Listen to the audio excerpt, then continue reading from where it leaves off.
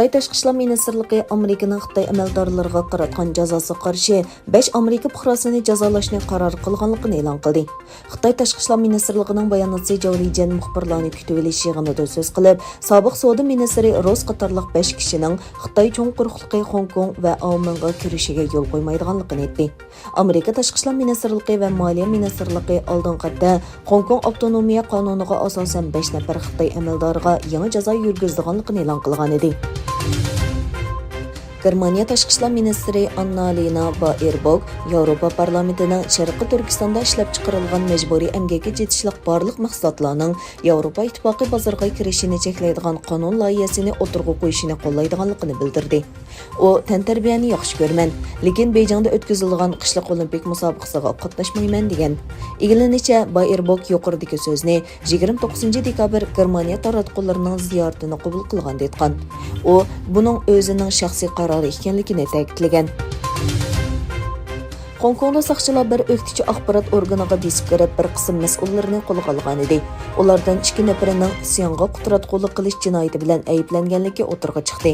Oldingi kuni Hong Kong saqchilari demokratiya tarafdorlari bo'lgan Maydon gazetining 7 nafar mas'ulini qo'lga olgandan keyin mazkur gazet bayonot e'lon qilib, faoliyatlarini to'xtatganligi va barliq xizmatchilarini ishdan bo'shatganligini bildirgan edi. Rossiyaning Ukraina chegarasidagi harbiy faoliyatlari andisha qo'zg'ayotgan bir paytda Amerika, Angliya, Fransiya va Germaniya tashqi ishlar ministrlari telefon yig'ini o'tkazdi. Yig'inda Ukrainaning zamin butunligi va egilik huquqi ta'kidlanish bilan birga Rossiyaning yanama ilgarilab harakat qo'llanish ehtimoliga qarshi moslashib harakat qilish kerakligi o'tirib qo'yilgan.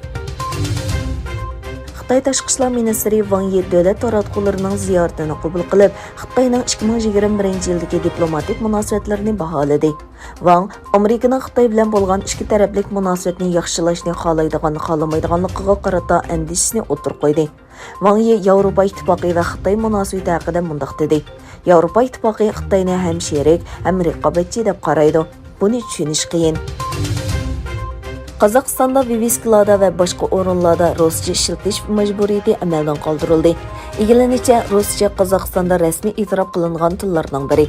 Qozog'iston prezidenti ishxonasining bildirishicha, prezident Qosim To'qayev uchur qonuniga tuzatish kirgizish haqidagi loyihani tasdiqlagan bo'lib, buningga asosan ruscha ishlatish majburiy bo'lmaydi ekan. Xitoy doiralari tanarkatchilarga bo'lgan cheklamalarga yana bir yangi modda qo'shdi. Xitoy davlatlik tantarbiya idorasi doiralari e'lon qilgan bayonotga asoslanganda, davlat komandalarida top o'ynaydigan futbolchilarning badaniga gul chektirishi cheklangan. Burun chekkizganlar bo'lsa o'chirib etishi kerak ekan. Buningga xiloflik qilguvchilarga komandalar tomonidan intizom jazosi berilgan.